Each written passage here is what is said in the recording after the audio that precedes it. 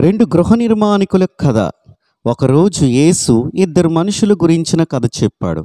మొదటి మనిషి బుద్ధిమంతుడు. అతడు తన ఇంటిని బండ మీద నిర్మించాడు. ఇది కష్టమైన పని అయినప్పటికీ అతడు తన ఇల్లు భద్రముగా ఎప్పటికీ ఉండాలని నిర్మించాడు. వర్షాలు పడినా, గాలులు వీచినా, వరదలు వచ్చినా ఆ ఇల్లు కూలిపోలేదు. ఎందుకంటే ఇది బలమైన పునాది మీద కట్టబడింది. అయితే రెండవ మనిషి మూర్ఖుడు. అతడు తన ఇంటిని ఇసుకపై నిర్మించాడు. ఎందుకంటే అది సులభంగా త్వరగా పూర్తవుతుందని. కానీ వర్షాలు పడ్డప్పుడు, గాలులు వీచినప్పుడు, వరదలు వచ్చినప్పుడు ఆ ఇల్లు కూలిపోయింది. ఎందుకంటే అది బలమైన పునాది మీద కట్టబడలేదు.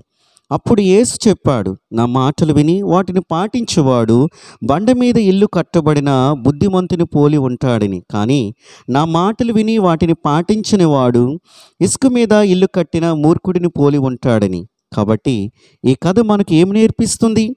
యేసును విశ్వసించి ఆయన మాటలను అనుసరించి మన జీవితాలను ఆయన మీద నిర్మించుకోవాలని నేర్పిస్తూ ఉంది.